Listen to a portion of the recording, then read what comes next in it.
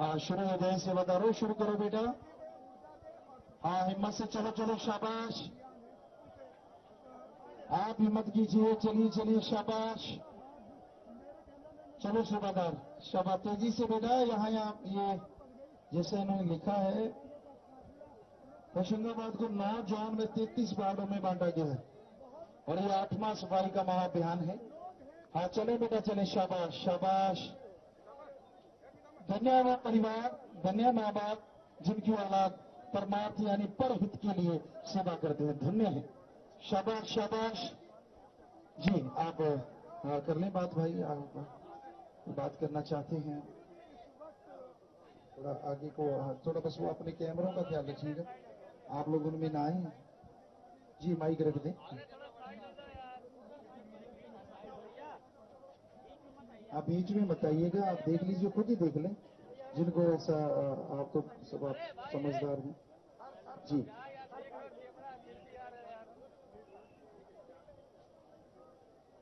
शाबाश शाबाश, आप ठीक बेटा, सबको आशीर्वाद आशीर्वाद। और कल को अंदर की सफाई के लिए यहाँ सत्संग भी रखा गया है कि जो अपने अंतःकरण की सफाई करना चाहते हैं, बुराइयां अपनी बुरी आदतों को बदलना चाहते हैं, उनके लिए मैं थोड़ा मेडिटेशन गुरु मंत्र का तरीका यहाँ पे बताया जाएगा।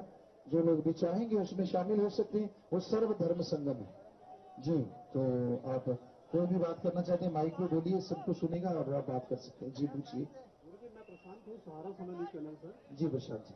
होशंगाबाद में आपका जो अभियान आज शुरू हुआ, इसको लेकर आप क्या मैसेज क्या देना चाहते हैं पूरा, की स्थानीय नागरिकों को भी जो मैसेज मिले? जी हम सभी देश के नागरिकों को, यहाँ के नागरिकों को ये मैसेज देना चाहते हैं कि आज हम ये महाअभियान चला रहे हैं और भगवान करे इसकी जरूरत ना पड़े, सब लोग आप जाग जाएं, जागरूकता लाने के लिए, क्योंकि इससे बहुत सारी बीमारियां फैलती हैं।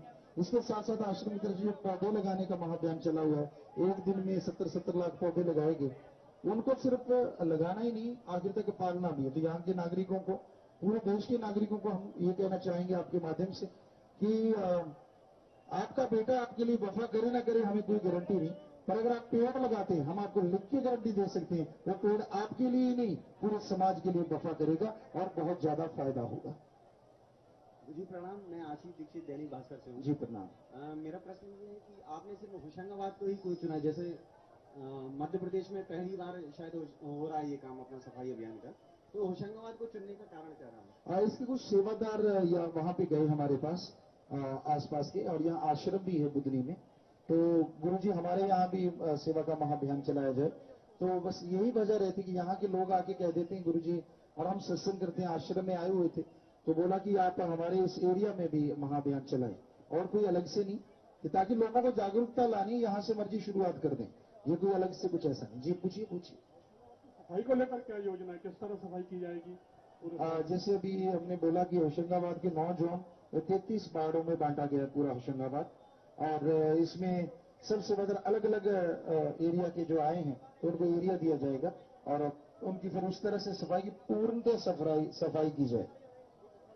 गुरुजी मैं मनोज सोनी, दैनिक सान्य प्रकाश से। जी यहाँ आज कितने सेवादार लोग आए आपके? वैसे हमें अभी पूरी गिनती नहीं बताई गई, अभी हम पूछते जुम्मेवार हमें बताएंगे कितने सेवादार आ चुके हैं। इन्होंने जो बताया कि शायद 20-21 हजार सेवादार आ चुके हैं, क्योंकि दूर दराज पड़ता है ये एरिया, और यहाँ के जो लोकल है वो अलग से शायद सेवादार हैं। इसके बाद कहाँ पर आपका अभियान? जी कोई निश्चित जगह नहीं है, कहीं भी अपने जाते हैं, प्रोग्राम बन जाता है, लोग आते हैं, सेवादार आम लोग नागरिक आते हैं कि गुरुजी वहां हमें बहुत जरूरत है, तो वहीं पे शुरुआत कर दी जाती है।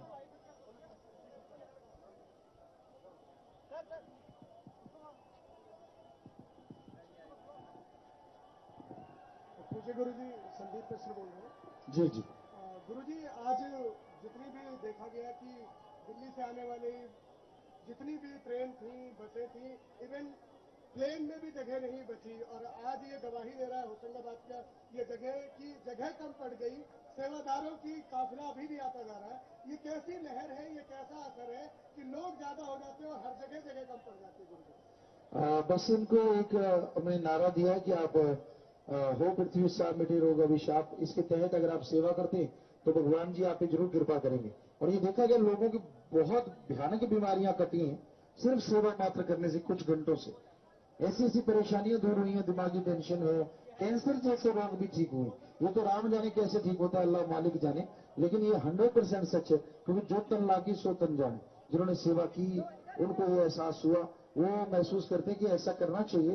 सिर्फ हम इनको मालिक के नाम का नारा देते हैं कि आप मालिक के नाम पे करो, तो लाखों की तादाद में लोग आ जाते हैं। जैसे अभी बताया गया कि 21-22 हजार लोग आ चुके हैं, और जो हमें रात बताया गया था कि कम से कम 30-40 हजार लोग वहां से चल पड़े।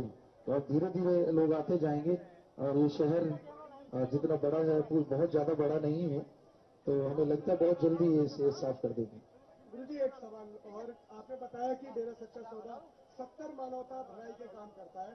मुझे पिताजी आपने ये भी बताया कि बुजुर्गों के लिए, शहीदों के लिए काम किया जा रहा है। आपसे एक प्रार्थना है गुरुजी की, एक शख्स है लखनऊ में, शैलेंद्र खरे नाम है उनका, 1000 से ज्यादा सिनेमा में उन्होंने काम किया, फिल्मों में काम किया है, गरीबी के दौर में गुजर रहे हैं और आज भीख मांग के अपने यापन कर रहे हैं। उनकी कोई भी खैर ख्वाह करने वाला नहीं है। क्या गुरुजी आप उन पर दया करेंगे? जी क्यों नहीं, आप जिम्मेवार लोग नोट करें इससे।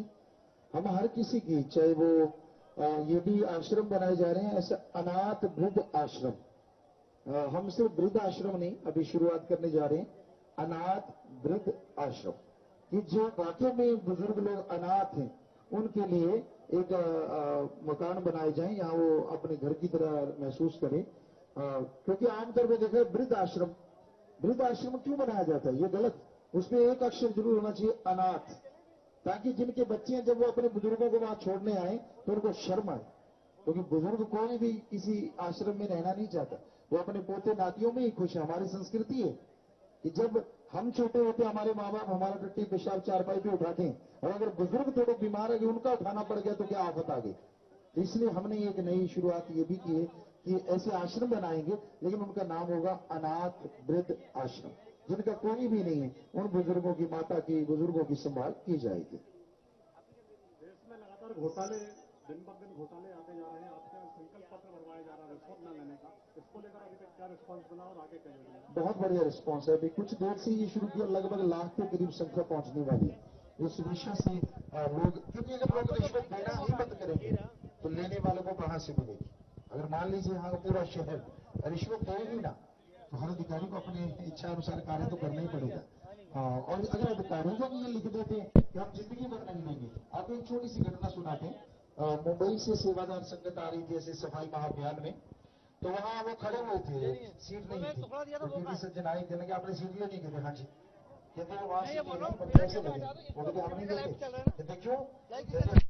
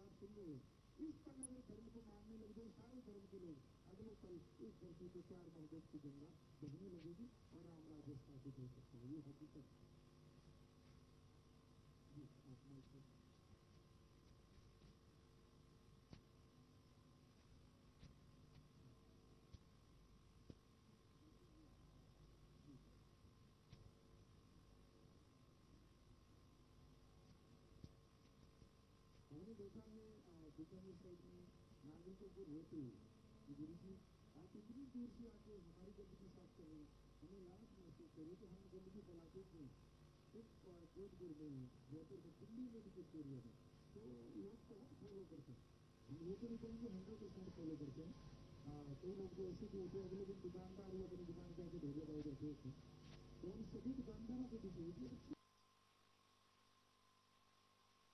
रख दी प्लास्टिक का रहते थोड़ी छोटी छोटी पर्चियाँ आप खाते हैं कहीं रेडी पे कहीं भी, तो अगर वहाँ एक सरकारी तौर पे जैसे प्रशासन वहाँ भी साथ है, हर जगह हमारा साथ देता है, यहाँ भी हम सफाई वहाँ बयान करते हैं, सब लोग साथ होते हैं, सबके साथ लोग करते हैं, तो ऐसा उनको होता जाए कि हर रेडी के साथ एक डस्टबिन जरूरी है, अनिवार्य है हर जगह पे यहाँ। तो हमें लगता है कि इसमें बहुत सफलता मिलेगी और सफाई प्रचुर बनी रहेगी।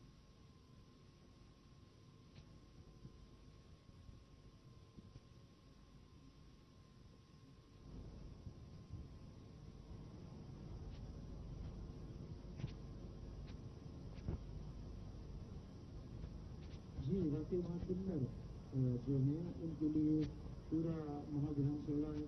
जिन HIV पॉजिटिव उनमें अगर भी होता है तो उनका इलाज करवाया जाता है, उनके रहने की व्यवस्था वहाँ के लोग छोटे बच्चे हैं उनकी पढ़ाई सेंट्रल बोर्ड की जो स्कूल CBSE की उन्हें टोटली फ्री रहने का, पढ़ने का और पूरा उनका खर्चा उठाया जा रहा है। आश्रम की तरफ से जो निराश्रा लोग हैं जिनके मकान नहीं है उनके मकान बना के दिए जा रहे हैं, गरीबों की लड़कियाँ हैं उनकी शादियाँ करवाई जा रही हैं, और कुछ लोग हैं वहाँ पर एक अलग से आश्रम है और जो कन्या प्रेम है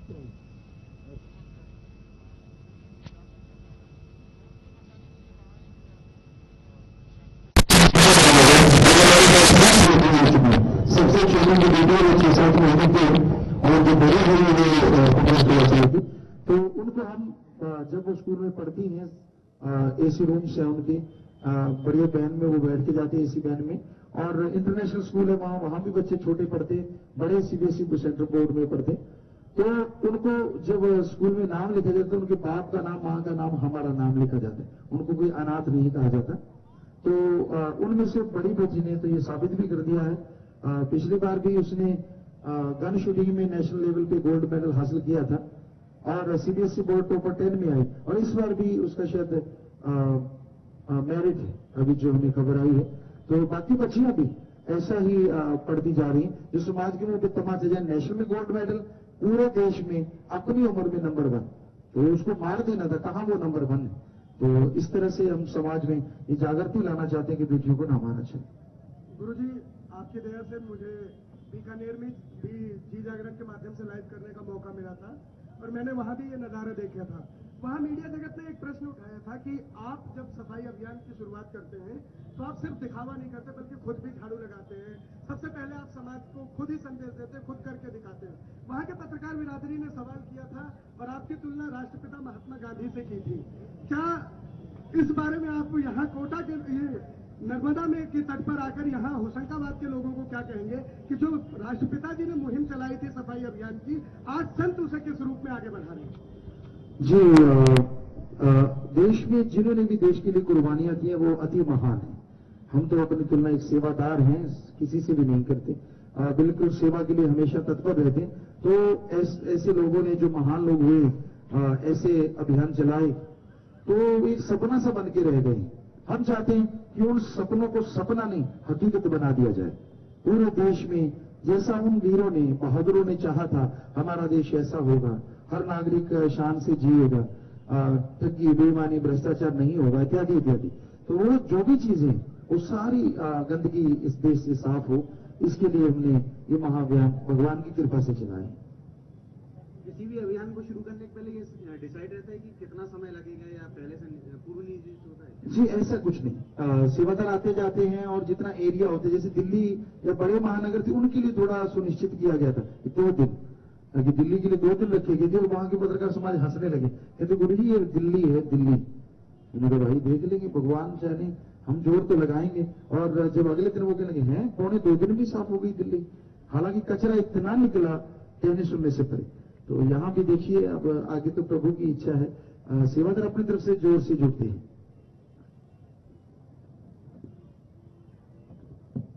तो कंप्यूटर और इलेक्ट्रॉनिक्स का गुरुजी जो कचरा है वो 8 लाख मीट्रिक टन पिछले साल में हुआ, और ये भी खनिज और धातुएं कई हानिकारक किस्म की होती हैं। इसके बारे में आप, इसके निराकरण के बारे में आप क्या उपाय बताएंगे? किस चीज के लिए?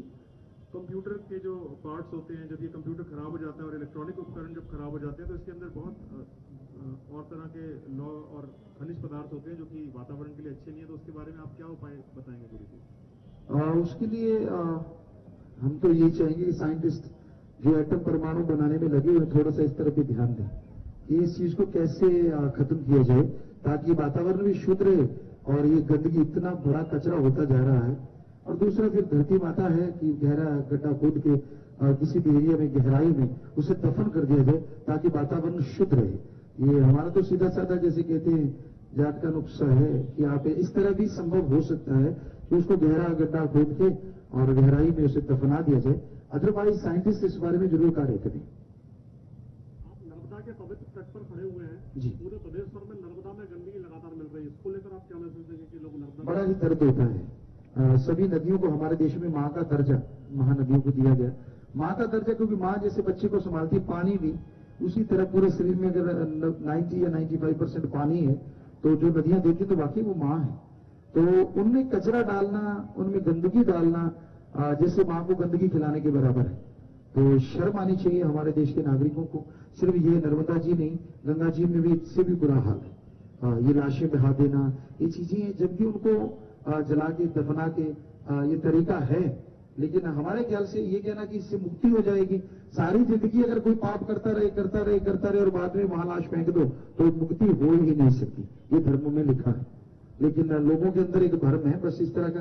तो किसी भी तरह की कोई भी गंदगी इसमें नहीं आनी चाहिए, क्योंकि जितना इसको हम स्वच्छ रखेंगे उसका पानी उतना ही हमें और तंदुरुस्ती देगा, ताजगी देगा। तो सब नागरिकों से हाथ जोड़ के जितनी भी महानदियां जिसे माँ का रूप हमारे धार्मिक देश में कहा जाता है, तो उसे गंदा ना करें। और हम इस बारे में पूरी कोशिश करेंगे कि किसी भी नदी, पवित्र नदी को लेकर उसकी भी सफाई की जाए। नर्मदा के घाटों पर यह सफाई अभियान चलेगा सेवादारों का? हाँ, वही आपसे कहा कि ऐसे ही गंगा जी या नर्मदा जी के जैसे भी टाइम मिलेगा तो जरूर इस बारे में समय के अनुसार कि उसको सही तरीके से सफाई की जा सके। थैंक यू जी हाँ, शाबाश सेवा करो, शाबाश बेटा, आशीर्वाद। आप जिनकी ड्यूटी जहाँ है, जॉन से भी जॉन में आपकी ड्यूटियां लगी हैं, आप हिम्मत से लग जाइए जी, आशीर्वाद। और इन सेवादारों में हर तरह के सेवादार आए हुए हैं। ऑल इंडिया इंस्टीट्यूट एम्स यानी दिल्ली से भी डॉक्टर बहुत सारे आए हैं, इंजीनियर खड़े हमें नजर आ रहे हैं, अलग अलग एरिया के लोग। तो आप लग जाइए सेवा पे, शाबाश, क्योंकि ये महाअभियान जितनी लगन से आप करेंगे भगवान जी उतनी लगन से आपकी जोड़ियां जरूर भरेंगे जी। तो सबको आशीर्वाद। प्रसाद दीजिए, प्रसाद लेके जाइएगा आप लोग, चले जाए उधर।